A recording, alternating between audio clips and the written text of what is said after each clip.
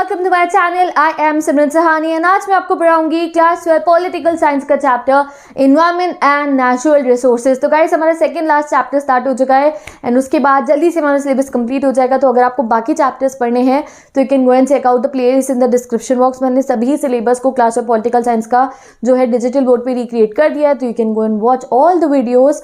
और आज पढ़ेंगे हम environment and natural resources chapter. Before starting the chapter I want to tell you that मैंने इस चैप्टर के भी 2 पेजेस नोट्स बना दिए हैं, जैसे मैंने बाकी चैप्टर्स के बनाए हैं, जिसमें मैंने एनसीईआरटी की एक एक लाइन को जो है कवर किया है बहुत शॉर्ट फॉर्मेट में। 1 मार्कर्स, एमसीक्यू सभी को इन्हीं नोट्स में इंक्लूड कर दिया। 2 पेजेस नोट्स है, अगर आप उसे रिवाइज कर लोगे पूरा चैप्टर आपका एक प्रॉपर फॉर्मेट में रिविजन हो जाएगा। बहुत सारे एमसीक्यू भी उसी से प्रिपेयर हो जाएंगे एंड 1 मार्कर भी। So if you want those notes you can check out my Instagram ID, वहाँ मैंने डायरेक्ट पिक्चर अपलोड कर दी है। और अगर आप इंस्टा नहीं चलाते हो तो आप कमेंट में से उसका टेक्स्ट देख सकते हो, मैंने उसमें जो कुछ भी लिखा है मैंने उसको प्रिंट भी कर दिया। ओके, तो ये तो बात हो गई नोट्स की। अब बिना कोई टाइम वेस्ट करें हम स्टार्ट करते हैं अपने चैप्टर को, एनवायरनमेंट एंड नेचुरल रिसोर्सेज। तो इस चैप्टर में हमें पढ़ना है एनवायरनमेंट से रिलेटेड जितने भी इश्यूज हमारे वर्ल्ड में, जैसे पॉल्यूशन हो गया, ग्लोबल वार्मिंग हो गया, और इन सबको हमें कैसे डिक्रीज करना चाहिए एंड दिस दैट, ये सब हम पढ़ेंगे। एनवायरनमेंट और एनवायरनमेंट का बचाव कैसे करें, इस चीज़ से रिलेटेड हम इस चैप्टर में पढ़ने वाले हैं। ठीक है, अब ये सबसे बड़ा हमारे दिमाग में क्वेश्चन आता है जब हम एनवायरनमेंट वाला चैप्टर पॉलिटिकल साइंस की बुक में देखते हैं। क्या क्वेश्चन आता है हमारे दिमाग में कि भैया ये चीज़ें तो हमें ज्योग्राफी में पढ़ लेनी चाहिए, ये चीज़ें तो हमें ईवीएस में पढ़ाते थे when you was in 6-7 class में ना, एक सब्जेक्ट होता था मेरे स्कूल में तो था ईवीएस, एनवायरमेंटल साइंस, उसमें मैंने ये सब पढ़ा है। ज्योग्राफी में पढ़ सकते थे। Why we are studying about environment in political science, ये क्वेश्चन आपकी एनसीईआरटी बुक में भी दिया गया है और आपके एग्जाम में भी ऐसा क्वेश्चन आ सकता है कि why we are studying about environment in our political science book, क्यों हम पॉलिटिकल साइंस में एनवायरनमेंट के बारे में पढ़ रहे हैं। तो उसका सीधा साधा जवाब है और एक बहुत लॉजिकल जवाब है गाइस। देखो गाइस, ये जितनी भी एनवायरमेंटल रिलेटेड इशूज़ है ना, ये ग्लोबल लेवल के इशूज़ है। जैसे कि एक एग्जाम्पल आप ले लो ग्लोबल वार्मिंग। ठीक है, अब ग्लोबल वार्मिंग को अगर डिक्रीज करना है तो क्या अकेले मैं कहूँ कि भैया मैं अपने घर की लाइट नहीं जलाऊंगी, मैं पॉल्यूशन नहीं करूँगी तो उसका सॉल्यूशन निकलेगा? नहीं ना, सब लोग तो वही सब कर रहे होंगे। हाँ, कुछ लेवल पे हेल्प मिलेगी बट अकेले मेरे एक इंडिविजुअल के करने से कुछ नहीं होगा। नेक्स्ट हम कहते हैं, सपोज करो एक कंट्री कह रही है, कंट्री बहुत ज़्यादा एनवायरनमेंट के लिए कंसर्न हो गई और एक कंट्री कह रही है मैं ग्लोबल वार्मिंग जो है उसको ज़्यादा बढ़ावा नहीं दूंगी, मैं पॉल्यूशन लेवल्स को डिक्रीज करूँगी। और उसने अपनी कंट्री में, एक कंट्री है उसने अपनी कंट्री में पॉल्यूशन लेवल बहुत डिक्रीज कर दिया, इंडस्ट्रियलाइजेशन नहीं करा ज़्यादा और पॉल्यूशन लेवल डिक्रीज करा, तो क्या उसका इफेक्ट पड़ेगा? हाँ, कुछ लेवल पे पड़ेगा बट पूरे लेवल पे नहीं पड़ने वाला है। ये ऐसे इश्यूज़ हैं जैसे ग्लोबल वार्मिंग, इसमें अगर एक इंडिविजुअल वर्क करेगा रिजल्ट नहीं आएगा, एक कंट्री वर्क करेगी तो भी रिजल्ट नहीं आएगा। ये एक ऐसे इश्यूज़ हैं जिन पे ग्लोबल कोऑपरेशन की ज़रूरत है। भाई अगर एक कंट्री ने अपना पॉल्यूशन लेवल डिक्रीज कर दिया और बाकी तो पूरे बड़े वाले लेवल पे पॉल्यूशन करे ही जाने तो उसका कुछ फ़ायदा थोड़ी होना है। हमारी अर्थ तो वैसे ही रहेगी, एक ने कम कर दिया बाकी सब ने नहीं करा तो उसका इफेक्ट नहीं आएगा। ये ऐसे इश्यूज़ है जहाँ पे ग्लोबल कोऑपरेशन की ज़रूरत है कि हर एक कंट्री जो है आपस में मिल बैठ के सलाह करे और डिसाइड करे कि कैसे ग्लोबल वार्मिंग कम होगी। आपस में सब प्रॉमिस करे कि हाँ हम ये एफर्ट डालेंगे, हम ये डालेंगे, हम ये एफर्ट लेकर आएंगे, तब जाके ग्लोबल वार्मिंग डिक्रीज हो सकते हैं। खाली एक जन के या एक कंट्री के करने से कुछ नहीं होगा। तो तभी गाइस ये एक पॉलिटिकल मैटर बन जाता है। अब आप मुझे बताओ ऐसी कौन सी जगह है जहाँ पे सभी कंट्रीज़ की गवर्नमेंट जाके बातचीत करके फैसले लेती है? वी ऑल नो वो यूएन है और यूएन का रोल यहाँ पे बहुत इंपॉर्टेंट हो जाता है कि भाई जब ये एनवायरमेंटल रिलेटेड इश्यूज़ होते हैं, ग्लोबल वार्मिंग हो गया और पॉल्यूशन इश्यूज़ हो गए, तो इसमें क्या होता है कि हर कंट्री की गवर्नमेंट की जिम्मेदारी होती है कि वो जाए इंटरनेशनल कम्युनिटी में बैठे और वहाँ जाके इन सबका सोल्यूशन निकाले। तो आ गया ना यहाँ पे पॉलिटिक्स, भाई कंट्री की गवर्नमेंट को वर्क करना पड़ेगा। ठीक है, कंट्री की गवर्नमेंट फिर जाके बाकी कंट्रीज़ की गवर्नमेंट से बातचीत करेगी, तो बन गया ना ये पॉलिटिकल इशू। इसलिए हम इसको पॉलिटिकल साइंस में पढ़ रहे हैं, बिकॉज इन दिस मैटर कि किस तरीके से हम इन्वायरमेंट को सेव करेंगे बहुत बड़ा रोल होता है हमारी अपनी कंट्री की गवर्नमेंट का और बाकी कंट्रीज की भी गवर्नमेंट का, कि कैसे वो कॉपरेट करके पॉल्यूशन लेवल्स को डिक्रीज करेंगी। तो सिंपल जवाब मिल गया आपको। पॉलिटिकल साइंस में हम ये चैप्टर इसलिए पढ़े हैं क्योंकि फाइनल जो इनिशिएटिव्स है वो कौन लेंगे? सब कंट्री की गवर्नमेंट्स लेगी। वो बैठ के बातचीत करेंगे एक जगह पे, वो यूएन की कोई जगह हो सकती है, वो कोई और एजेंसी हो सकती है, वहाँ बैठ के वो बात करेंगे और रिजल्ट निकालेंगे। तो वो सब किस में आ गया? गवर्नमेंट्स बैठ के बात करें, मतलब पॉलिटिक्स चल रही है वहाँ पे।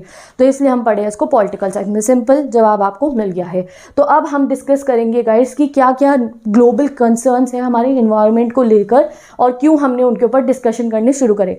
तो आज के समय पे आपको पता है हमारे पूरा अर्थ बहुत ज़्यादा जो है हम उसको नुकसान पहुँचा रहे हैं। उनमें से कुछ बातें हमें यहाँ बता रखी है। एग्जाम में डायरेक्ट क्वेश्चन में आ जाता है कि आप बताओ environment environmental concern in global politics. क्या क्या इन्वायरमेंटल कंसर्न है, बुक में पूरा पैराग्राफ दे रखा है, या एक एक लाइन में मैंने आपको बता दिया, 2 पेजेस नोट्स में भी आपको मिल जाएगा। यहाँ से आप देखो, सबसे पहला यही लिख दिया है मैंने यहाँ पे, ये देखो आप, क्या क्या हमारी इन्वायरमेंटल कंसर्न्स है in the global world today. Environment को क्या क्या नुकसान हो रहा है। पहला कंसर्न हमारा ये है, देखो जो कल्टीवेबल लैंड है, यानी कि जिस पे हम खेती कर सकते हैं, वो एक्सपैंड तो नहीं हो रहा है, ऐसा तो नहीं है बढ़ रहा है वो खेती का लैंड, नहीं, वो बिल्कुल डिग्रेड होता जा रहा है। जितना लैंड हमारे पास है वो भी अब कम हो रहा है, क्योंकि जो मिट्टी है उसको भी हम क्या करें, उसे डिट्रॉयड करें, हम लैंड डिग्रेडेशन कर रहे हैं। तो हमारे पास जो एरिया है जिसपे हम कल्टिवेशन कर सकते हैं और खेती कर सकते हैं वो डिक्रीज होता जा रहा है। तो ये बहुत बड़ी प्रॉब्लम है, कल को फूड शॉर्टेजेस हो सकती है इसकी वजह से, अगर कल्टिवेबल लैंड जो है वो डिक्रीज हो जाएगा। नेक्स्ट, जो एग्जिस्टिंग लैंड है उसकी फर्टिलिटी लूज हो चुकी है, मैंने बता दिया, जो खेती की जगह है उसकी फर्टिलिटी लूज हो रही है। तीसरा हमारा कंसर्न क्या है, जो ग्रासलैंड्स है, जहाँ पे जाके जो हमारे कैटल्स होते हैं वो घास खाते हैं, वो अब ओवरग्रेज हो गया। देखो ग्रासलैंड को जो है, ग्रास को दोबारा उगने के लिए टाइम चाहिए ना, बट क्या हो रहा है, ग्रासलैंड्स भी बहुत ज़्यादा आज के समय पे ओवरग्रेज हो चुके हैं। दूसरी बात करो आप फिशरीज़ की, फिशरीज जहाँ पे फिशेज होती हैं उनको जाके हार्वेस्ट करा जाता है, तो वो फिशरीज ओवर हार्वेस्ट हो चुकी है। भाई फिशेज को भी तो टाइम चाहिए होगा ना कि उस समय बाद वो दोबारा होंगी, बट नहीं, हम लोग क्या कर रहे हैं, सब कुछ ओवर हार्वेस्टिंग कर रहे हैं। Next, water bodies. अगर हम वाटर बॉडीज की बात करें, आपने कितनी बार सुना होगा वाटर पोल्यूशन हो रहा है, वाटर पोल्यूशन हो रहा है, तो वाटर पॉल्यूटेड हो गया है और वाटर डिप्लीट होते जा रहा है। इवन दो वाटर एक नेचुरल रिन्यूएबल रिसोर्स है, वाटर दोबारा वाटर टेबल रिचार्ज हो सकता है, बट भाई हमारी तो पॉपुलेशन से इतनी बढ़ी है कि वाटर टेबल रिचार्ज होने का भी फायदा नहीं मिल रहा है। We are over using water so much. तो ये ग्लोबल कंसर्न्स है। नेक्स्ट, ह्यूमन डेवलपमेंट रिपोर्ट 2016 ने एक हमारे को चीज़ बताई थी, वो क्या थी कि देखो पूरे वर्ल्ड में 663 मिलियन पीपल है जिनको अभी भी सेफ ड्रिंकिंग वाटर नहीं मिल रहा है। तो सोचो वो लोग क्या पानी पीते होंगे। और 2.4 बिलियन पीपल है जिनको अभी भी सैनिटेशन प्रॉपर नहीं मिलती है, उनके घर में टॉयलेट्स नहीं है। तो इस सब की वजह से, भाई ये सब क्यों पढ़े हम पॉलिटिकल साइंस में, सोचो गाइस, इस सब की वजह से डेथ इंक्रीज हो रही है, that they are not having safe drinking water, they are not having sanitation, तो उसकी वजह से डेथ इंक्रीज हो रही है। तो ये मैटर हो गया ना पॉलिटिकल साइंस का, बिकॉज अभी लास्ट चैप्टर, आखिरी चैप्टर 7th में पढ़ के तो आए हो आप, human life is also matter of security. तो इस वजह से ये ग्लोबल कंसर्न्स बन चुके हैं। भाई पीने का पानी साफ नहीं रहा, सैनिटेशन नहीं है, हमारे कल्टीवेबल लैंड्स पूरे डिग्रेड हो रहे हैं। यहाँ हमें असलियत पता चल रही है कि हम अपने अर्थ को कितना नुकसान पहुँचा रहे हैं। जो नेचुरल फॉरेस्ट है हमारे, जो पूरी बायोडाइवर्सिटी को सस्टेन करते हैं, हमें ऑक्सीजन देते हैं, हमें पेड़ लकड़ियाँ देते हैं, whatever everything that we get from our environment, natural forest भी डिक्रीज हो रहे हैं। हम फॉरेस्ट काट काट के अपार्टमेंट बना रहे हैं, मॉल बना रहे हैं, सड़कें बना रहे हैं, तो वो भी हमारा बहुत बड़ा ये ग्लोबल कंसर्न बन चुका है। और last but not the least, हमने तो समुद्र को भी नहीं छोड़ा है। जो कोस्टल एरियाज है, हाँ जो सी का अंडरनीथ एरिया वो तो पॉल्यूटेड नहीं है, बट जो कोस्टल एरिया जिसके पास बसावट हो रखी है वो भी एक्सट्रीमली पॉल्यूटेड हो चुके हैं और उससे मरीन लाइफ को बहुत ज़्यादा दिक्कत हो रही है। तो these are the major global concerns at this time. ये डायरेक्ट एग्जाम में क्वेश्चन में आ सकता है। तो आप पहले लिखोगे कल्टीवेबल लैंड वाला, खेती वाली जगह वाला, ऐसे हिंदी में याद कर लेना। नेक्स्ट, जो ग्रास लैंड है और फिशरीज है वो ओवरग्रेज हो रही है। नेक्स्ट, वाटर नहीं है हमारे पास। नेक्स्ट, फॉरेस्ट भी हम लोग डिक्रीज होता जा रहा है बिकॉज ऑफ ओवर, हम कट कर रहे हैं फॉरेस्ट को। And last but not the least, coastal pollution. तो आप शॉर्ट फॉर्म में ये 5 कंसर्न्स आपको याद रखनी है। अब जब ये कंसर्न्स जो थी गाइज, यू नो, हमारे वर्ल्ड में इन्वायरमेंटल इश्यूज़ पे बातचीत तो चलती रहती थी, ठीक है, हाँ इन्वायरमेंट ख़राब हो रहा है, इन्वायरमेंट ख़राब हो रहा है, बट ये एक पॉलिटिकल मैटर कब बना और कब इसके ऊपर बहुत ज़्यादा फोकस किया जाने लगा। देखो आप, एक बुक पब्लिश हुई थी, उसका नाम था the club of Rome, a global think tank. 1972 में ये बुक पब्लिश हुई थी और इस बुक ने बताया था कि भाई जो इतना इकोनॉमिक ग्रोथ आजकल चल रहा है ना, कि हर कंट्री इंडस्ट्रीज़ लगा रही है, हर कंट्री में जो है इंडस्ट्रियलाइजेशन हो रहा है, उसका बहुत बुरा इफेक्ट हमारी इन्वायरमेंट पे पड़ रहा है। और इस बुक के पब्लिश होने के बाद, कौन सी बुक है याद कर लो, 1 मार्कर में आ सकता है, the club of Rome global think tank 1972। इस बुक के पब्लिश होने के बाद वर्ल्ड लेवल पे ना पॉलिटिकल इशू बन गया इन्वायरमेंट हमारा, मतलब कि डिस्कशंस होने फिर शुरू हो गए कि अरे भैया इकोनॉमिक डेवलपमेंट अब ऐसा करना पड़ेगा कि अर्थ को नुकसान ना पहुंचे। तो everything started after this. Okay, तो ये बुक का नाम आपको याद रखना है। एंड देन फाइनली आती है हमारी अर्थ समिट। अर्थ समिट के बारे में आई थिंक सो आप क्लास 6 से लेकर अभी तक पता नहीं कितनी ही क्लासेस में पढ़ चुके हो। 10th में भी हमने प्रॉपर पढ़ा था कि अर्थ समिट एक बहुत इंपॉर्टेंट समिट थी हमारे इन्वायरमेंट को लेकर, कि इन्वायरमेंट को बचाने के लिए सब कंट्रीज मिली थी इस अर्थ समिट में और उन्होंने बहुत सारे फैसले लिए थे इन्वायरमेंट को बचाने के लिए। ठीक है, तो अब हम पढ़ते हैं अर्थ समिट के बारे में। अर्थ समिट है ना गाइज, ये तो इसका शॉर्ट नेम है, ठीक है। इसका रियल नेम क्या है? इसका रियल नेम है United nation conference on environment and development. ये हुई थी रियो दे जनेरियो, ब्राजील में जून 1992 में। इसका नाम रख दिया गया था अर्थ समिट। तो आपको 1 मार्कर के लिए पूरा नाम याद रखना है कि भैया ग्लोबल लेवल पे इन्वायरमेंटल रिलेटेड डिस्कशन करने के लिए रायो दे जेनेरियो ब्राज़ील में जून 1992 में जो है United nation conference of environment and development ने एक मीटिंग करी थी और इस मीटिंग का नाम रख दिया गया था अर्थ समिट। तो ये जो अर्थ समिट थी इसके ऊपर डायरेक्ट एग्जाम में गाइस नोट लिखने को आ सकता है, तो आप अर्थ समिट की इंपॉर्टेंट चीजें मार्क कर लीजिए। अर्थ समिट को 170 कंट्रीज ने ज्वाइन करा था, थाउजेंड्स ऑफ एनजीओज ने और बहुत सारे एमएनसीज ने ज्वाइन करा था इस अर्थ समिट को। इस अर्थ समिट में जो डिस्कशन हुआ था वो अभी मैं आपको बताती हूँ किस चीज के ऊपर डिस्कशन किए गए थे इस अर्थ समिट में। बट एक चीज और भी है कि ऐसा नहीं है कि भैया अर्थ समिट में ये 1992 में लोगों को जाके ख्याल आया कि भाई इन्वायरमेंट को बचाना, नहीं, उससे पहले भी बहुत कोशिशें हुई थी। जैसे एक कोशिश के बारे में हमें बता रखा है जो हुई थी 1987 में, ठीक है, ये 19 है 14 नहीं है, ओके, ये हुई थी 1987 में। अर्थ समिट तो 1992 में हुई ना, तो इससे काफी साल पहले 1987 में एक ब्रुटलेट रिपोर्ट भी पब्लिश हुई थी जिसका नाम लिखा गया था are common future.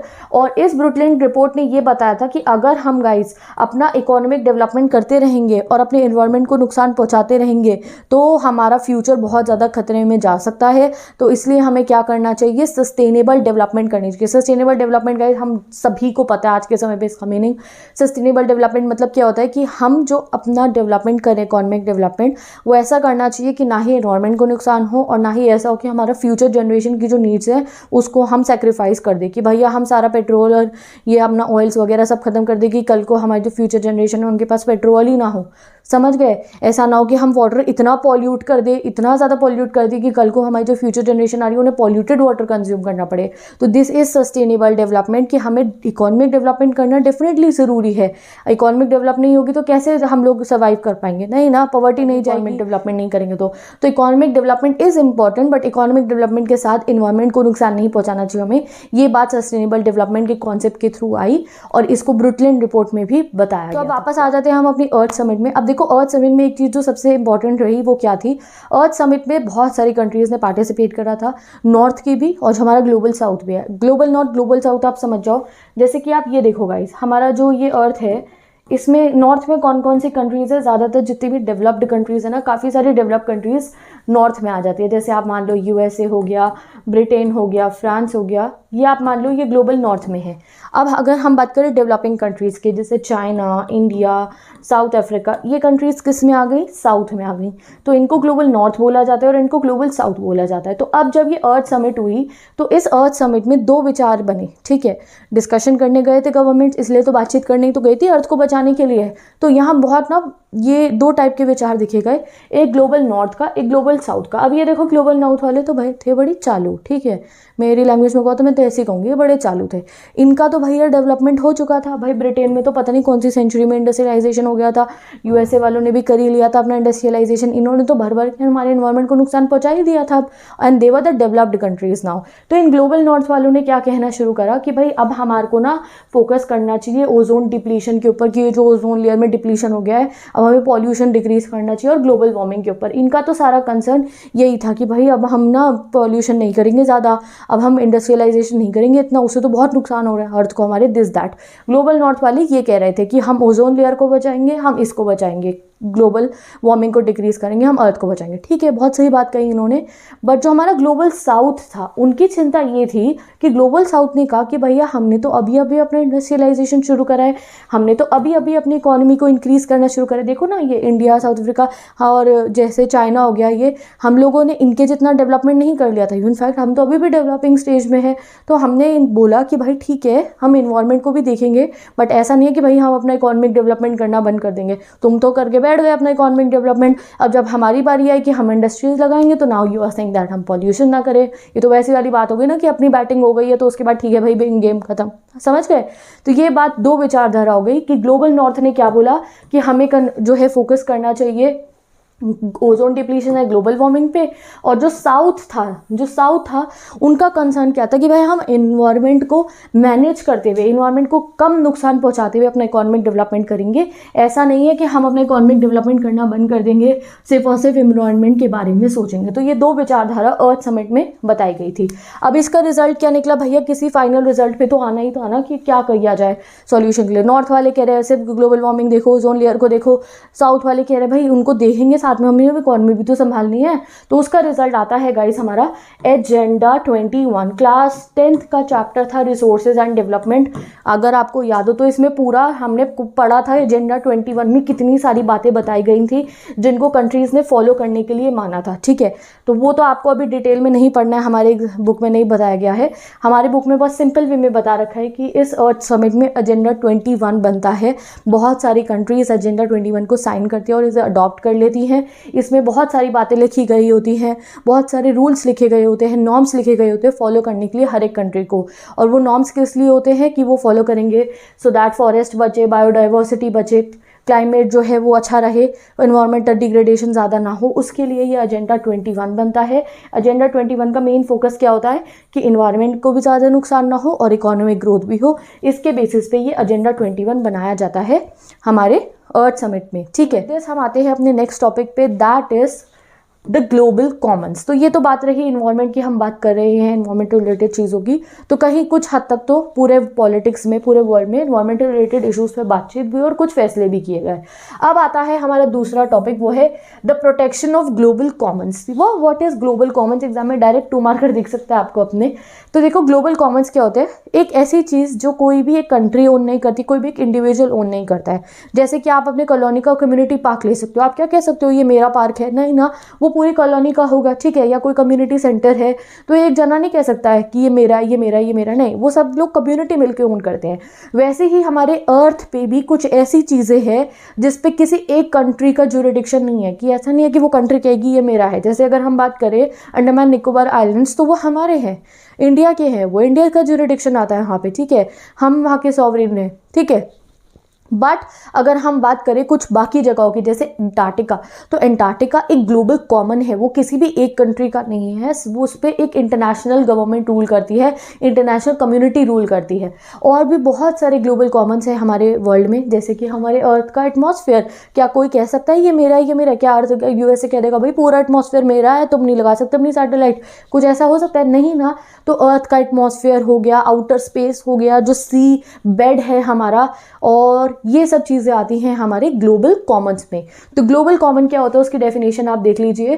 Global common resources होती है that are not owned by anyone, rather shared by a community, जिसको एक कम्युनिटी शेयर करती है।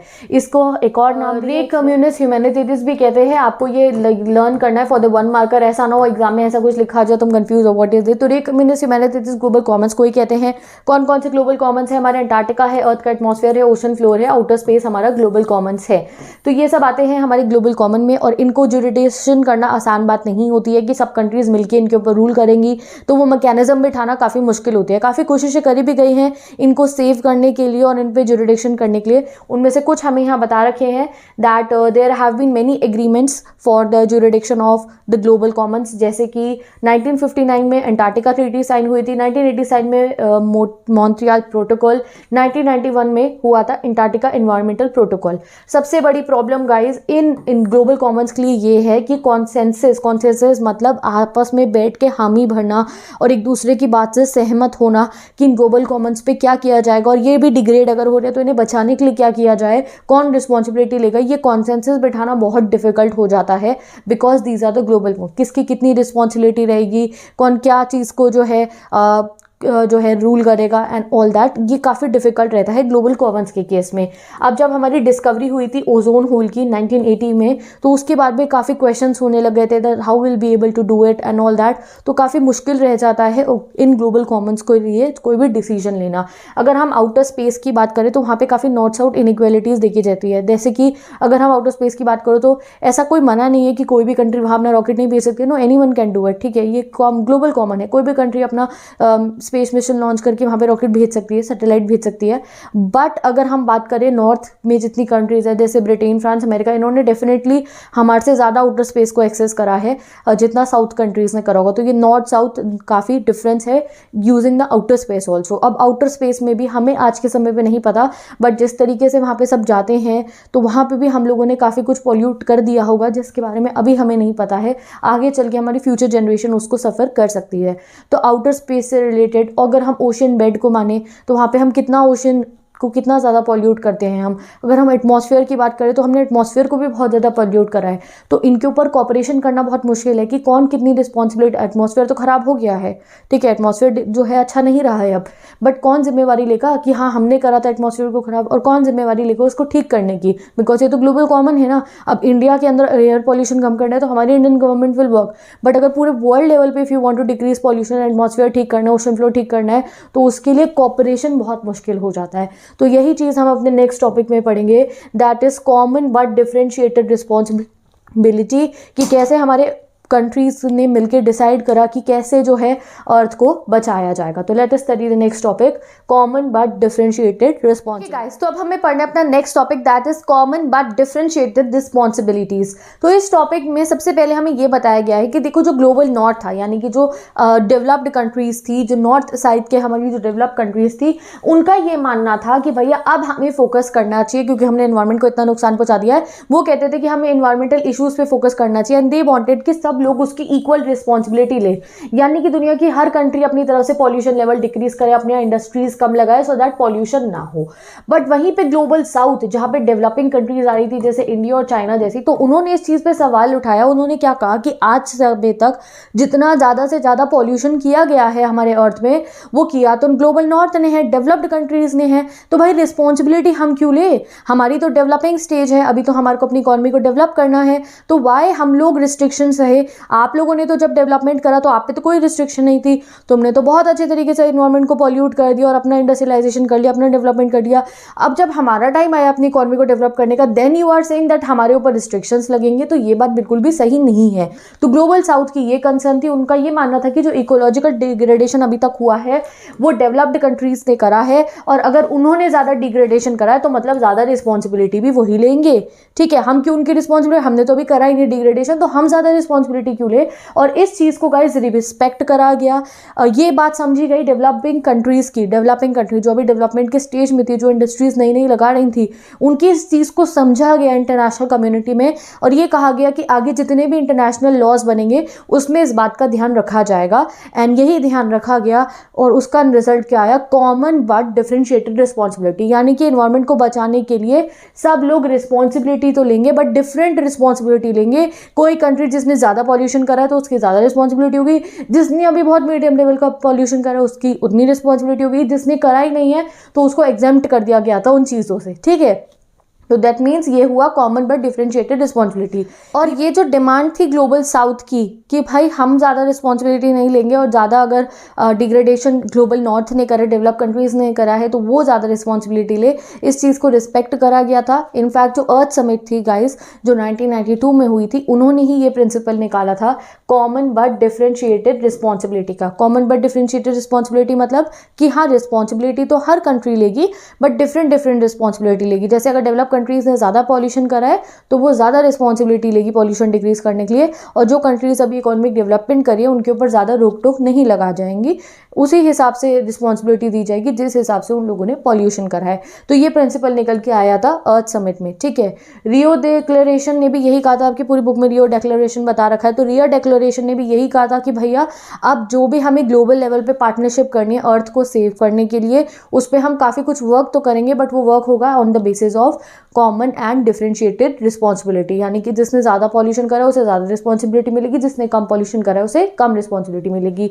1992 में जो यूएनएफसीसी थी, यूएनएफसीसी की फुल फॉर्म क्या है? United nation conference on climate change, उन्होंने भी ये डिक्लेयर करा दैट पार्टीज मतलब हर कंट्री शुड प्रोटेक्ट क्लाइमेट, उन सबको क्लाइमेट को प्रोटेक्ट करना है विद सीबीडीआर, यानी कि सब प्रोटेक्ट तो करेंगे क्लाइमेट को but with common but differentiated responsibility, यानी कि जिसने ज़्यादा करा है पोल्यूशन वो ज़्यादा रिस्पॉन्सिबिलिटी लेगा।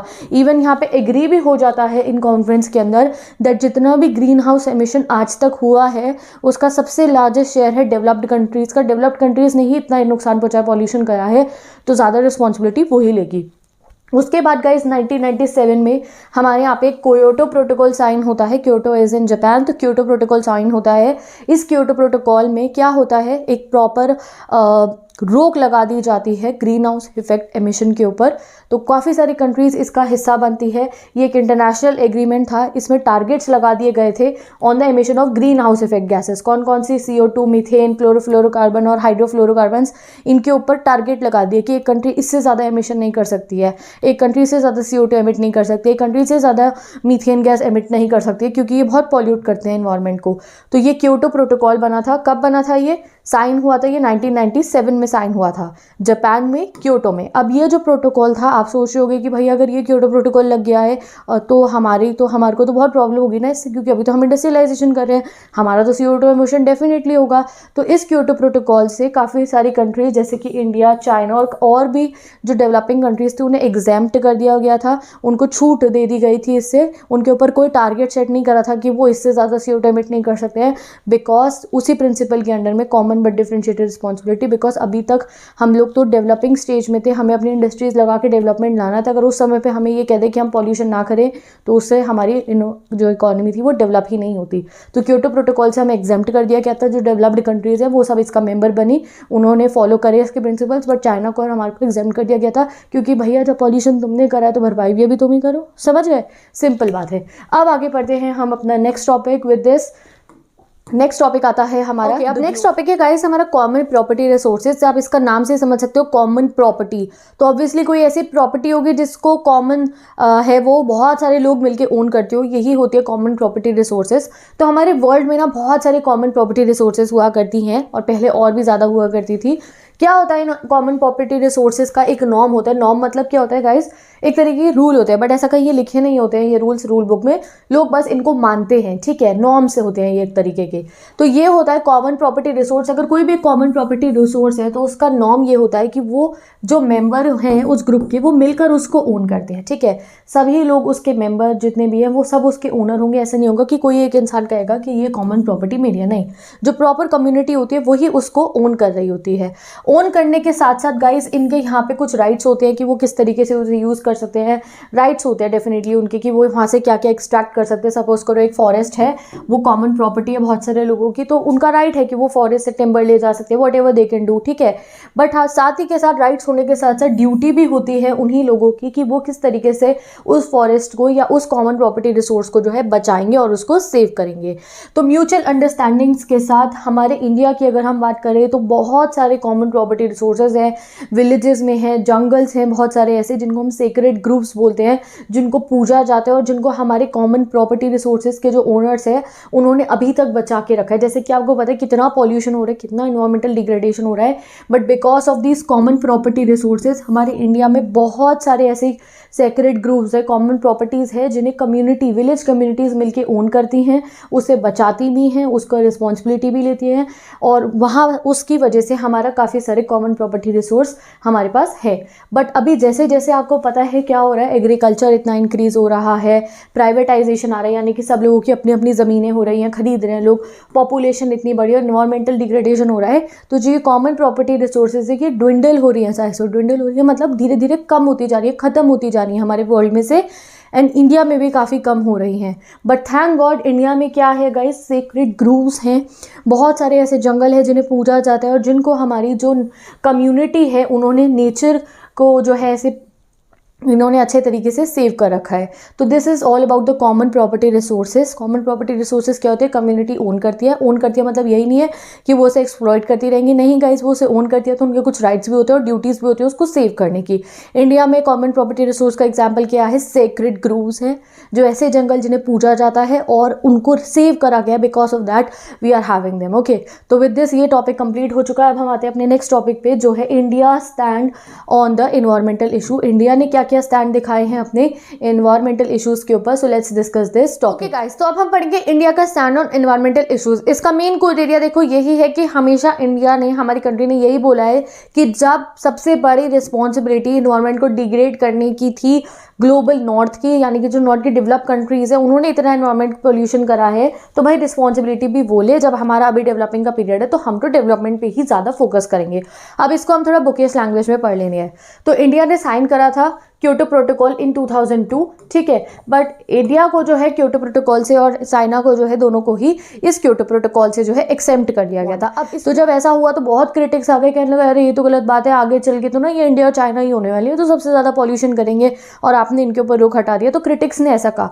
तो उन क्रिटिक्स के आर्ग्यूमेंट के जवाब में हमने G8 की मीटिंग जो 2005 में हुई थी उसमें हमने बताया कि भैया जो पर कैपिटा एमिशन है डेवलपिंग कंट्रीज़ का, पर कैपिटा एमिशन जो मैंने कि आप मान लो कि जो अभी जितना डेली एमिशन जो हो रहा है डेवलपिंग कंट्रीज़ का वो अभी बहुत कम है, वेरी लो है as compare to the develop countries. यानी कि जो डेवलप कंट्री जो पॉल्यूशन कर चुकी है ना उसका तो कुछ % भी हम लोग अभी नहीं कर रहे हैं। तो ये कौन होते हैं, हमें बोलने वाले कि हम अपना इंडस्ट्रियल प्रोग्रेस बंद कर दे और हम भी जो है इस चीज़ों को देखें। नेक्स्ट जो है इंडिया ने हमेशा फॉलो करा है principle of common but differentiated responsibility को, जो अर्थ समिट में लगाया गया था कि हाँ भाई जिन्होंने ज़्यादा पॉल्यूट करा है वो ज़्यादा रिस्पॉन्सिबिलिटी लेंगे, जिन्होंने नहीं करा है तो वो अपना इंडस्ट्रियल प्रोग्रेस करेंगी। इनफैक्ट इंडिया ने एग्जाम्पल देकर भी बताया कि देखो ऐसा बोला गया कि इंडिया आगे चल के बहुत पॉल्यूशन करेगी, तो इंडिया ने उसका एग्जाम्पल दिया। उन्होंने कहा कि इंडिया का जो पर कैपिटा एमिशन जो 2030 में होगा वो अभी हाफ भी नहीं है जितना 2000 में जो था पूरे वर्ल्ड का था। देखो 2000 में पूरे वर्ल्ड का पर कैपिटा एमिशन कितना था, 3.6, ठीक है, 3.6 टन्स था पर कैपिटा एमिशन। अब हमारा 2020 तक हमने कितना सोचा है, 30 तक सॉरी कितना सोचा है, कितना हो सकता है हमारा 1.6 टन्स हो सकता है। तो भाई ये तो इसका हाफ भी नहीं है, तो फिर ये कैसे कह सकते हैं कि हम बहुत ज़्यादा पॉल्यूशन कर देंगे।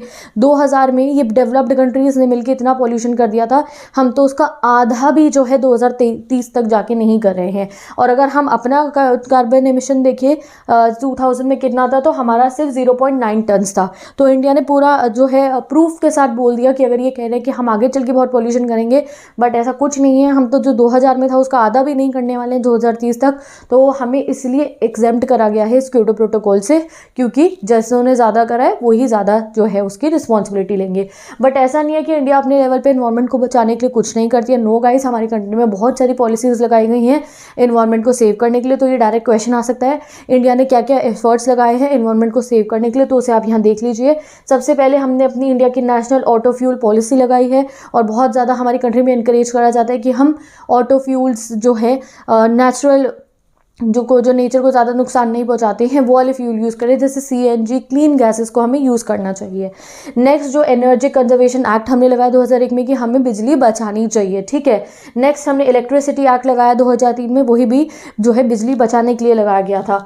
नेचुरल गैस का इम्पोर्ट हमने इंक्रीज़ कर दिया है। देखो गाइस, नेचुरल गैस एनवायरमेंट को ज़्यादा नुकसान नहीं पहुँचाती है जितना कोल पहुँचाता है, तो हमारा इम्पोर्ट नेचुरल गैस का इंक्रीज़ हो रहा है, तो एक प्रूफ है कि हम एनवायरमेंट को बचाने के लिए वर्क कर रहे हैं। नेक्स्ट इंडिया का एक नेशनल मिशन है बायोडीजल का, हमने काफ़ी अपने पास जो है प्रॉपर एक एजेंडा बना रखा है कि 2016 तक हम इतना, मतलब अभी तो मैंने उसको ऐड नहीं करा बिकॉज अर्लियर एग्जांपल है ये, हमने प्रॉपर बनाया था कि हम बायोडीजल जो है बनाएंगे सो दैट जो वेस्ट जनरेट हो रहा है हमारी कंट्री में हम उसको यूज़ कर ले। तो हमने वेस्ट जनरेट को मैनेजमेंट के लिए भी इन्वायरमेंट सेव करने के लिए अपने प्लान्स बनाए थे। नेक्स्ट पेरिस क्लाइमेट एग्रीमेंट को हमने 2016 अक्टूबर 2 को जो है उसका साइन करा था। रैटिफाई मतलब होता है साइन करना। और हमने रेन्यूएबल एनर्जी प्रोग्राम जैसे सोलर एनर्जी, विंड एनर्जी को भी हमने अपनी कंट्री में बहुत ज़्यादा प्रमोट करा है। तो ऐसा नहीं कह सकते कि भैया हम एनवायरनमेंट को बचाने के लिए कुछ नहीं कर रहे। No, we are doing things on our part, ठीक है। अब कुछ समय बाद इंडिया ने जो 1990 वो जो हमारी वो हुई थी ना अर्थ समिट में जो कुछ भी बात हुई थी इंडिया ने उसको फिर से रिव्यू करा, क्योंकि ऐसा होता है एक समिट में बात होगी उसके बाद लोग भूल जाते हैं। तो इंडिया ने उसको रिव्यू करा इन द 1997 और इंडिया ने ये कहा कि भैया अर्थ समिट में ऐसा बोला गया था कि जो डेवलप्ड कंट्रीज़ हैं वो डेवलपिंग कंट्रीज़ की फाइनेंशियली हेल्प करेंगी और उन्हें क्लीन टेक्नोलॉजी देंगी, ठीक है, अच्छी टेक्नोलॉजी देंगी जो ज़्यादा एमिट नहीं करेंगी गैसेस, जो एनवायरमेंटल फ्रेंडली होगी। बट डेवलप्ड कंट्रीज़ ने ऐसा कुछ नहीं करा। जो प्रोमिस किए गए थे कि फाइनेंशियल हेल्प मिलेगी और क्लीन टेक्नोलॉजी दी जाएगी डेवलपिंग कंट्रीज़ को, उनमें से कोई भी प्रॉमिस जो है डेवलप कंट्रीज़ ने नहीं निभाया। अगर ये चाहती है एनवायरमेंटल डिग्रेडेशन कम हो तो हमें अच्छी टेक्नोलॉजी दो ना, जिससे एनवायरमेंट डिग्रेड नहीं होगा। तो ये सब वो अपने वादे निभा नहीं रही है। 1997 में ही हमने ये कह दिया था। साथ ही के साथ हमने सार्क की कंट्रीज़ को भी बोला। पता है साउथ एशियन कंट्रीज़ हमारे सारे पड़ोसी देश नेपाल, बांग्लादेश, पाकिस्तान, हमने इनको भी बोला कि अगर हम सब इकट्ठे हो जाएंगे और जो है फिर अपनी वॉइस इकट्ठी होकर आवाज़ लगाएंगे कि हमें जो है टेक्नोलॉजी देनी चाहिए, फ्रेंडली डेवलप कंट्रीज़ को फाइनेंशियल एड देना चाहिए, तो ही हमारी वॉइस ज़्यादा जो है उभर कर आएगी। अगर सिर्फ इंडिया बोलता रहेगा, बाकी सब कंट्रीज कुछ कह ही नहीं रही है, तो फिर उसका इतना इफेक्ट नहीं आता है। अब अगर ये हमें कह रहे हैं कि हम लोग पॉल्यूशन नहीं करें तो इनको हमारी हेल्प भी करनी होगी। So that's why India SAARC की कंट्रीज को भी कहता है कि सबको इकट्ठा हो जाना चाहिए एंड देन हमें अपना ये जो इशूज़ है इनको रेज करने चाहिए so that it will be listen. ठीक है, तो ये रहा इंडिया का स्टैंड। इंडिया का स्टैंड अगर आप एक लाइन में मैं आपको बताऊँ तो इंडिया ने बोला भाई जिसने ग्रीन हाउस इफेक्ट ज़्यादा करा है वही उसकी रिस्पॉन्सिबिलिटी बनाए। हमने उसका एग्जाम्पल भी दे दिया कि जब किसी ने कहा कि हम आगे चल के बात करेंगे तो हमने कहा नहीं भैया हम वो नहीं करने वाले, और हम अपने पार्ट पे बहुत कोशिश कर रहे हैं एनवायरनमेंट को बचाने की। तो विद दिस ये टॉपिक कंप्लीट होता है। अब हम आते हैं अपने नेक्स्ट टॉपिक पे। हमारा नेक्स्ट टॉपिक पे एनवायरमेंटल मूवमेंट्स। तो इसका भी मैं एक फ्लो चार्ट बना के आपको पूरा बता देती हूँ कि क्या क्या एनवायरमेंटल मूवमेंट्स है और क्या क्या हमें इसमें पढ़ना है। Now we will study next topic that is environmental movement. तो देखो जब से ये चैप्टर पढ़े हम यही बात करें कि भाई इंटरनेशनल कम्युनिटी अर्थ को बचा रही है, इंटरनेशनल कम्युनिटी में ये बात चल रही है, वो बात चल रही है, बट असली बात देखो अब हमें यहाँ पता चलने वाली है। आपको पता है पूरे वर्ल्ड में सबसे ज़्यादा इन्वायरमेंट को प्रोटेक्ट करने के लिए जो इनिशिएटिव्स है वो कहाँ लिए जाते हैं? देखो गाइज, ना ही वो ग्लोबल लेवल पे लिए जाते हैं, ना ही वो कंट्री लेवल पे लिए जाते हैं। इनफैक्ट जो सबसे ज़्यादा इनिशिएटिव इन्वायरमेंट को बचाने के लिए लिया जाता है वो लिया जाता है लोकल लेवल पे। आप खुद समझो, जैसे कि एक जगह पे कुछ लोग रह रहे हैं और उनको आके कह दिया जाए कि यहाँ पे डैम बनेगा और आपको डिस्प्लेस कर दिया जाएगा, या लोग फॉरेस्ट में रह रहे हैं और उनके सामने फॉरेस्ट को कट करना शुरू कर दिया जाए, तो वो लोकल लोगों के सेंटिमेंट्स को कितनी ठेस पहुंचेगी आप खुद सोचो। और वही होते हैं जो सबसे पहले आवाज़ उठाते हैं उन जगहों को बचाने के लिए। तो सबसे ज़्यादा जो इनिशिएटिव दिखाया जाता है all over the world environment को बचाने के लिए वो स्टार्ट होता है लोकल लेवल से। एंड जितने भी लोकल मूवमेंट्स हैं इन्वायरमेंट को बचाने के लिए वो मोस्ट वाइब्रेंट मूवमेंट्स में से एक है हमारे वर्ल्ड के, और इन्होंने बहुत ज़्यादा वॉइस रेज करी है। जैसे कि जब भी कोई लोकल लेवल पे मूवमेंट लॉन्च होता है तो उसका पूरे वर्ल्ड को जो है उसके बारे में पता भी चलता है और उसे सीखने को भी बहुत मिलता है कि आगे क्या किया जाए क्या ना किया जाए। जैसे कि अगर कोई एंटी डैम मूवमेंट लॉन्च हुआ किसी सपोज करो एक कंट्री में, तो वहाँ पे लोगों ने आवाज़ उठाई कि डैम नहीं बनना चाहिए, इससे ये प्रॉब्लम्स आ रही हैं, ऐसे लोग डिस्प्लेस हो रहे हैं। तो उससे अगर अगली कंट्री अपने यहाँ पे डैम लगाएगी तो उससे पहले उसे पता होगा कि भैया इस कंट्री ने ये प्रॉब्लम फेस नहीं करी थी, तो हमें भी कुछ ऐसा करना पड़ेगा कि हमें ये प्रॉब्लम ना आए। तो ये जो मूवमेंट्स होते हैं ये बहुत इंपॉर्टेंट रहते हैं हमारे आइडियाज़ शेयर करने के लिए, नए नए इशूज़ रेज करने के लिए। और ये मूवमेंट समझाते हैं कि इन्वायरमेंट से रिलेटेड क्या चीज़ें करनी चाहिए और क्या नहीं करनी चाहिए, क्योंकि ये अपनी जो उन पे बीता होता है वो बता देते हैं कि नेक्स्ट टाइम वो गलती रिपीट ना हो। अब अगर हम ऑल ओवर द वर्ल्ड देखें तो one of the most famous movement जो एनवायरनमेंट के लिए किए गए हैं उनमें से पहला आता है forest movement. Forest movement south Mexico में बहुत चलते हैं, चाइल में, ब्राज़ील में, मलेशिया में, क्योंकि जो ये थर्ड वर्ल्ड है हमारा, यहाँ पे बहुत बड़े लेवल पे ना जो क्लियर हो रहा है फॉरेस्ट की पॉपुलेशन बढ़ी है, पेड़ काट के लोग घर बना रहे हैं और इंडस्ट्रियलाइजेशन के लिए इन्हें वुड चाहिए, तो ये फॉरेस्ट बहुत क्लियर कर रहे हैं। तो यहाँ पे बहुत फॉरेस्ट मूवमेंट चल रहे हैं। नेक्स्ट जो है मिनरल इंडस्ट्री के बारे में यहाँ हमें बता रखा है। देखो मिनरल इंडस्ट्री बहुत नुकसान पहुँचाती है हमारे अर्थ को। इस पर एग्जाम में क्वेश्चन भी आ सकता है, मैं इंपॉर्टेंट क्वेश्चन सीरीज में सब कवर करा दूंगी, नो नीड टू वरी। तो मिनरल इंडस्ट्री बहुत नुकसान पहुँचाती है हमारे अर्थ को एक्सट्रैक्ट करती है जो वो मिनरल्स को। केमिकल्स भी बहुत ज़्यादा उस समय पे जो है पॉल्यूट करते हैं हमारे इन्वायरमेंट को। वाटर भी बहुत पॉल्यूट हो जाता है। इनफैक्ट जब मिनरल इंडस्ट्री लगती है तो वहाँ से लोगों को भी हटा दिया जाता है, आसपास में से उनको डिस्प्लेस कर दिया जाता है। तो मिनरल इंडस्ट्री के बहुत इफेक्ट्स होते हैं बुरे। और ऐसा ही एक एग्जांपल आपको बता रखा है कि जब फिलीपींस में एक ऑस्ट्रेलिया की MNC आई थी, तो वो थी MNC यही मिनरल्स वाली, तो वहाँ पे फिलीपींस में बहुत बड़ा प्रोटेस्ट हुआ था इसको यहाँ से हटाने के लिए। तो कई बार ऐसा भी होता है कि आजकल क्या हो रहा है, MNCs बन गई हैं, जब अपनी कंट्री में मिनरल सेंड हो जाते हैं तो वो दूसरी कंट्री में जाके वो एक्सट्रैक्शन शुरू कर देती है, उन्हें डिग्रेड करना शुरू कर देती है। तो उसका एक एग्जाम्पल ये है दैट फिलीपींस में इसके खिलाफ प्रोटेस्ट हुआ था। नेक्स्ट जो सबसे इंपॉर्टेंट टाइप के मूवमेंट्स और बहुत फेमस है पूरे वर्ल्ड में वो है मेगा डैम मूवमेंट्स। ठीक है, आपको नर्मदा बचाओ आंदोलन के बारे में कुछ समझ में आ गया होगा इससे, जो इंडिया का one of the most vibrant movement है। ठीक है, कि नर्मदा रिवर के ऊपर जो डैम बन रहा था, इतने सारे लोग उस पर डिस्प्लेस हो रहे थे, तो उससे रिलेटेड ये मेगा डैम मूवमेंट लॉन्च हुआ था। ठीक है, तो मेगा डैम मूवमेंट तो बहुत ही ज़्यादा फेमस मूवमेंट्स रहते हैं एनवायरमेंट को बचाने के लिए। आपकी बुक में यहाँ बता रखा है कि 1980 से सबसे पहला जो है मेगा डैम और प्रो रिवर मूवमेंट स्टार्ट हुए थे। कहाँ पे स्टार्ट हुआ था? ये ऑस्ट्रेलिया से स्टार्ट हुआ था, जब फ्रैंकलिन रिवर और उसके सराउंडिंग फॉरेस्ट को बचाने के लिए लोगों ने प्रोटेस्ट करा था। यहाँ पे डैम बनने वाला था फ्रैंकलिन रिवर पे, तो लोगों ने प्रोटेस्ट करा था ऑस्ट्रेलिया के। तो ये one of the most famous anti dam movement है। बाकी डैम मूवमेंट जो है, anti dam movement south Turkey, Thailand, south Africa, बहुत सारी कंट्रीज़ में चल रहे हैं। और अगर हम अपनी इंडिया की बात करें तो नर्मदा बचाओ आंदोलन is one of the most vibrant movement जो हमारी कंट्री में आज तक हुए हैं इन्वायरमेंटल इशूज़ से रिलेटेड। और ये जो मूवमेंट था बिल्कुल नॉन वायलेंट मूवमेंट था, तो इसने एक और सीख दी हमारी कंट्री को दैट प्रोटेस्ट करें नॉन वायलेंट वे में। ओके, चिपको मूवमेंट के बारे में भी आपके दिमाग में आ गया होगा कि किस तरीके से ट्री को बचाने के लिए जो है लोगों ने हक कर लिया था ट्री को। Chipko movement it is also very famous. तो इन्वायरमेंटल मूवमेंट ऐसा नहीं है बस गवर्नमेंट्स और कंट्रीज ही वर्क कर रही है इन्वायरमेंट को बचाने के लिए। नो गाइस, इशू तो रेस लोकल लेवल से ही होगा ना, तभी तो वहाँ तक बात जाएगी। तो विद दिस हमने ये टॉपिक भी कंप्लीट कर लिया और अब हम आते हैं अपने नेक्स्ट टॉपिक पे, that is resource geopolitics. And I want to tell you one thing that क्यों मैं ये अपनी राइटिंग में आपको ऐसे लिख के ये बता रही हूँ। देयर इज़ वन रीज़न, ठीक है। ये जितनी भी बातें हैं आपको एक तो पिन कमेंट में जो नोट्स है उसमें तो पता चली जाएगी, एनसीईआरटी में सब गिवन है।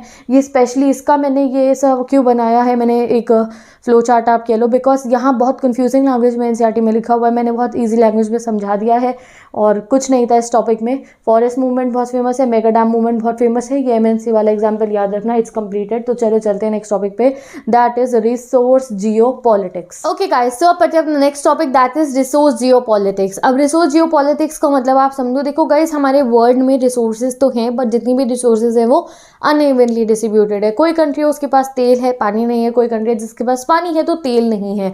बहुत सारी ऐसी कंट्रीज होंगी जिसपे एक रिसोर्स है और दूसरी नहीं है। तो इसमें क्या होता है कि एक कंट्री से दूसरी कंट्री को रिसोर्सेज को हमें इंपोर्ट कराना पड़ेगा।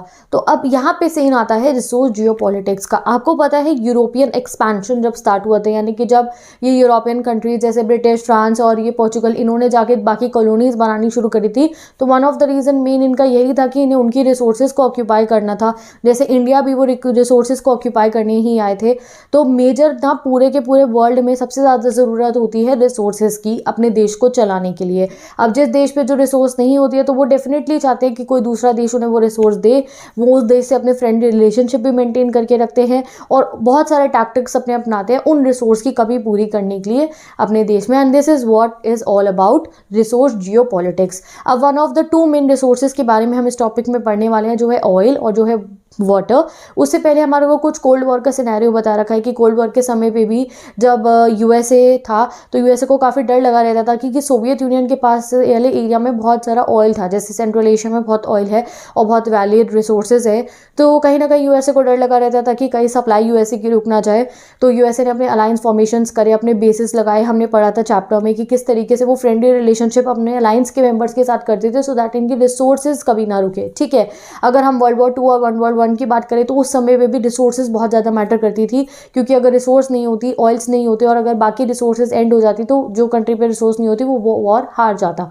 समझ गए। अब जो कोल्ड वॉर एंड हुआ तो उसके बाद थोड़ी सिचुएशंस बदल गई, क्योंकि गल्फ रीजन जो है वहाँ पे तो यूएसए जा ही रहा था, बट साथ ही के साथ में कोल्ड वॉर एंड होने के बाद सोवियत यूनियन जब एंड हुआ उसके बाद जो ये सोवियत यूनियन से डिसइंटीग्रेट होकर कंट्री से सेंट्रल एशिया की, आपने पढ़ा था 1990 के बाद इनकी भी इकोनॉमी रिवाइव होने लगी थी, क्योंकि they also started importing the oil, ठीक है। तो अब जब इतना ऑयल के बारे में हम पढ़ ही रहे हैं तो हम सबसे पहले नेचुरल रिसोर्स जो इतनी इंपॉर्टेंट है ऑयल, उसके बारे में पढ़ते हैं। तो ऑयल, अब अगर हम ऑयल प्रोडक्शन की बात करें तो जितना भी हमारा ऑयल है उसका 30% कहाँ से आता है, हमारे गल्फ रीजन से आता है। और अगर हम वैसे बात करें तो जो टोटल प्लैनेट की नोन रिजर्व्स है ऑयल रिजर्व्स, उसमें से 64% तो ये गल्फ रीजन में ही है। तो आगे चल के अगर डिमांड बढ़ेगी ऑयल की और ज़्यादा तो वो भी ये गल्फ रीजन ही जो है पूरा करेगा। अगर आज के समय की हम बात करें तो Saudi Arabia single largest producer है ऑयल का। एंड अगर हम इराक की बात करें तो इराक में अभी भी कुछ ऐसे ऑयल रिजर्व्स है जो अननोन है, जो पता लग सकते हैं कि वहाँ पे भी और ऑयल है। तो आगे ऐसा भी हो सकता है कि जो इराक है वो भी लार्जेस्ट प्रोड्यूसर बन जाए ऑयल का, ठीक है। अब यूएसए, यूरोप, जापान, इंडिया, हम जैसी कंट्री जिनको ऑयल की इतनी ज़्यादा ज़रूरत होती है, हम बहुत डिस्टेंस पे होते हैं इनसे, काफ़ी दूर है हमारी कंट्रीज इनसे, तो हमें इनसे ऑयल इंपोर्ट कराना पड़ता है और इसी के रिवॉल्व करती है अराउंड रिसोर्स जियोपॉलिटिक्स। अब हम आते हैं अपनी दूसरी मोस्ट इंपॉर्टेंट नेचुरल रिसोर्स पे, जिसको हम कहते हैं वाटर, हमारा पानी, जिसके बिना हमारी लाइफ सस्टेन नहीं हो सकती है। वाटर भी एक बहुत क्रूशियल रिसोर्स है। वाटर के ऊपर क्या पॉलिटिक्स होती है ये बताती हूँ। तो guys water is another crucial resource for our sustenance. अगर हम वाटर की बात करें तो फ्रेश वाटर की जितनी स्केसिटी हो रही है इसकी वजह से वाटर भी एक ऐसा क्रूशियल इशू बन चुका है जिसके ऊपर पॉलिटिक्स चलती है। इवन ऐसा भी माना जाता है कि अगर कभी थर्ड वर्ल्ड वॉर हो तो वो शायद वाटर के ऊपर हो सकता है, क्योंकि जिस स्पीड पे हम वाटर को पॉल्यूट कर रहे हैं तो सेफ ड्रिंकिंग वाटर हमारे लिए जो है आगे चल के हमारे लिए एक्सेस करना और भी ज़्यादा मुश्किल हो जाएगा। अगर हम वाटर की बात करें तो भाई वाटर के ऊपर काफ़ी अभी भी जो है कंट्रीज़ के बीच में डिस्प्यूट चलता है। जैसे अभी हमने देखा कि इंडिया का पाकिस्तान के साथ, बांग्लादेश के साथ, नेपाल के साथ रिवर वाटर को लेकर ज़रूर कोई ना कोई डिस्प्यूट है। अब जब भी वाटर डिस्प्यूट्स होते हैं तो उसमें भी सबसे मेजर इशू रहता है तो कंट्रीज़ के बीच में वो होता है डाउन स्ट्रीम और अपस्ट्रीम का। बहुत ईजी लैंग्वेज में आपको बता देती हूँ। देखो क्या चलता है, कुछ अगर रिवर बहकर आ रही है तो ऐसा होता है कि एक कंट्री यहाँ पे सिचुएटेड है रिवर के अपस्ट्रीम पे और दूसरी कंट्री रिवर के डाउन स्ट्रीम पे सिचुएटेड होती है। तो हमेशा जो कंट्री रिवर के डाउन स्ट्रीम पे सिचुएटेड होती है वो ये कहती है कि जो ऊपर वाली कंट्री है उसने यहाँ से रिवर को बहुत पॉल्यूट कर दिया है, उसने चैनल्स बना के रिवर वाटर डाइवर्ट कर लिया है और उसने बहुत पॉल्यूट कर दिया रिवर को। उससे क्या हो रहा है कि उन तक जब डाउन स्ट्रीम में पानी पहुँचता है तो वो साफ पानी नहीं पहुँचता है या फिर अच्छा पानी नहीं पहुँचता और बहुत वेस्ट उनके पास पहुँचता है। तो बहुत लड़ाई होती है काफ़ी बार कंट्रीज़ के बीच में इस मुद्दे को लेकर। जैसे ब्रह्मपुत्र रिवर के वाटर को लेकर बांग्लादेश और इंडिया के बीच में काफ़ी कॉन्फ्लिक्ट्स चलते हैं। कुछ एग्जाम्पल आपकी बुक में बता रखे हैं, वर्ल्ड के एग्जांपल्स बता रखे हैं। जैसे Israel, Syria, Jordan 1950s to 60s में इनका यार्मुक और जॉर्डन रिवर को लेकर काफ़ी कॉन्फ्लिक्ट रहा। साथ ही के साथ में जो यूफ्रेट्स रिवर है उसके लिए टर्की, सीरिया, इराक का कॉन्फ्लिक्ट रहा है। तो वाटर के ऊपर भी बहुत पॉलिटिक्स होती है ऑल ओवर द वर्ल्ड। तो विद दिस ये टॉपिक कंप्लीट। अब आते हैं हम अपने नेक्स्ट टॉपिक पे, that is right of the indigenous people.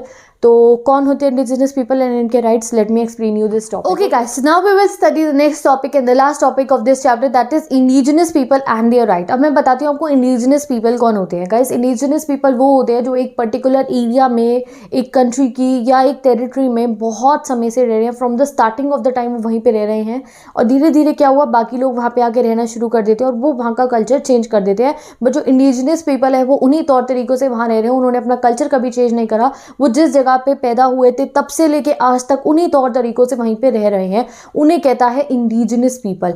अब एक एग्जांपल इंडिजिनस पीपल का देखो क्या है। अमेरिका के नेटिव अमेरिकन को इंडिजिनस पीपल बोला जाता है। देखो अमेरिका कॉन्टिनेंट जो आपको पता है वो बहुत समय तक डिस्कवर ही नहीं हुआ था। वहाँ पे लाइफ थी, वहाँ पे लोग रह रहे थे, बट बहुत समय तक डिस्कवर नहीं किया गया था। बट फाइनली जब यूरोपियंस ने उन्हें डिस्कवर करा तो धीरे धीरे यूरोपियन कंट्री से अमेरिका में जाके सेटलमेंट होनी स्टार्ट हो जाती है। बट वो लोग जो पहले से ही वहाँ अमेरिका में रह रहे थे उनमें से बहुत सारे ऐसे लोग थे जिन्होंने कभी भी अपने तौर तरीके नहीं बदले, उन्हें नेटिव अमेरिकन कहते हैं। वो उसी स्टाइल में जैसे पहले रहा करते थे, जो उनका ट्राइब कल्चर होता था उसको फॉलो करते, वो हमेशा वहीं पे वैसे ही रहते रहे। आज के समय में भी there are many native American tribe जो अभी भी अपने उसी कल्चर को फॉलो करते हुए वहाँ पे रह रहे हैं, उन्हें कहा जाता है इंडिजिनस पीपल। इंडिजिनस पीपल की स्पेशलिटी देखो यही है that they are very connected to their roots, to their culture and they have not changed themselves in this modern world. वो वैसे ही तरीकों से अपने उसी कल्चर को जुड़े हुए, उसी को साथ में लेते हुए चल रहे हैं और ये एक बहुत ही गर्व की बात है पूरे वर्ल्ड के लिए, इंडिजिनस पीपल। अब आज के समय पे क्या हो रहा है, जैसे जैसे ग्लोबलाइजेशन बढ़ा है, जैसे जैसे एनवायरमेंटल पॉल्यूशन इतना बढ़ा है, तो इंडिजिनस पीपल जो उनका लैंड है वो उनसे छिन जाता है। इंडिजिनस पीपल को बहुत चीज़ें सफ़र करनी पड़ी है। तो इंडिजिनस पीपल भी अपने लिए राइट्स मांग रहे हैं of their existence. Indigenous people ये मांगते हैं कि जो उनकी जो एरिया है जहाँ पे वो रहते हैं उन्हें उनकी ऑटोनॉमी मिल जानी चाहिए बाय द गवर्नमेंट। ये डिमांड्स है इंडिजिनस पीपल की आज के समय पे। पूरे वर्ल्ड में अगर हम बोले there are almost 30 crore indigenous people, ठीक है, अलग अलग कम्युनिटीज़ है, अलग अलग कंट्रीज़ में सिचुएटेड है। यहाँ बुक में एक पूरा आपको बता रखा है कितने करोड़ कहाँ पे, कितने करोड़ कहाँ पे है, तो वो आप से देख सकते हो, ठीक है। अब आगे जो है मेनली अगर जो आपको चीज़ ध्यान रखनी है वो ये है कि most of the indigenous people जो है वो कौन से कॉन्टिनेंट्स में है, सेंट्रल साउथ अमेरिका में है, अफ्रीका में है, इंडिया में है और साउथ ईस्ट एशिया में भी इंडिजिनस पीपल रहते हैं। इंडिजिनस पीपल जो है वर्ल्ड पॉलिटिक्स में सबसे ज़्यादा क्या मांग रहे हैं कि हमें एज इक्वल ट्रीट करा जाना चाहिए and they are demanding their autonomy. अब वो लोग वो हैं गाइस जिनका सबसे ज़्यादा नुकसान उन्होंने झेला। भाई जिस लैंड पे वो रह रहे थे उस पर दूसरे ने आके कब्जा कर लिया, सबसे ज़्यादा लॉस उन्होंने ही झेला है। तो इस वजह से आज के समय पे भी बहुत थ्रेट है इंडिजिनस पीपल को लाइफ को, क्योंकि अभी भी क्या है आज के समय पे भी यही होता है कि जगह छीन ली जाती है और वहाँ घर बना दिए जाते हैं, जो है कुछ मॉल बना दिए जाते हैं, खेती करने लगते हैं। तो इंडिजिनस पीपल को प्रोटेक्शन की अभी भी बहुत ज़रूरत है उनके लैंड को। अगर हम इंडिया की बात करें तो इंडिया में इंडिजिनस पीपल को शेड्यूल्ड ट्राइब्स कहा जाता है और इंडिया की 8% पॉपुलेशन जो है वो शेड्यूल ट्राइब्स की है। इनमें से बहुत सारे शेड्यूल ट्राइब्स जो है वो कल्टीवेशन प्रैक्टिस करते हैं, कुछ परसेंटेज जो है वो हंटर गैदरिंग कम्युनिटी के हैं। अगर हम पहले बहुत ज़माने पहले की इंडिया की बात करें ब्रिटिशर्स के आने से पहले, तो हमने क्लास 12 हिस्ट्री के भी एक चैप्टर में पढ़ा है, जिन बच्चों पे हिस्ट्री उन्हें पता होगा, दैट पहले forest were open to everyone. ठीक है, जो फॉरेस्ट के पास में ट्राइब्स रहते थे, forest were open to them, और वहाँ फॉरेस्ट में से वो फॉरेस्ट को अपना घर मानते थे और वो एक्सेस करते थे रिसोर्सेज। पर जब ब्रिटिशर्स आए और उन्होंने फॉरेस्ट लॉज लगाए, तो उसके बाद यहाँ इंडिजिनस पीपल के लिए बहुत प्रॉब्लम्स क्रिएट हुई एंड उनको बहुत ज़्यादा उनके साथ नाइंसाफ़ी हुई। तो आज के समय पे भी इंडिजिनस पीपल जो है वो अपने राइट्स मांगते हैं, they want to be treated as equals, और वो अपना जो एरिया जहाँ पे वो रहते हैं उसकी ऑटोनॉमी मांग रहे हैं। नाउ इंडिजिनस पीपल की एक जो काउंसिल है उसके बारे में आपको याद रखना है, the world council of indigenous people, जो 1975 में बनी थी। ये एक ऐसी इंडिजिनस पीपल की NGO है जिसको UN जो है उससे आप कह सकते हो UN से एसोसिएट हो चुकी है ये। एंड अगर आज के समय की बात करें तो जितने भी इंडिजिनस ग्रुप्स हैं उनके जो लीडर्स हैं अब इंटरनेशनल लेवल पे कनेक्ट होना स्टार्ट हो गए हैं, and they are also demanding their rights and their autonomy. Okay, तो विद दिस इंडिजिनस पीपल का कॉन्सेप्ट हमारा कंप्लीट हो चुका है, ये टॉपिक भी कंप्लीट हो चुका है। Now I am again telling you can check out the notes from the pin comment, और मैं मिलूंगी आपसे नेक्स्ट वीडियो में। तो bye bye, take care, best of luck. बस अगला चैप्टर, आखिरी चैप्टर कंप्लीट करेंगे and then full syllabus will be completed. Notes से इंस्टाग्राम ID लिंक गिवन है, इंपॉर्टेंट क्वेश्चन देखने प्लेलिस्ट गिवन है, बाकी चैप्टर्स पढ़ने प्लेलिस्ट गिवन है। तो हम मिलते हैं नेक्स्ट वीडियो में, बाय बाय।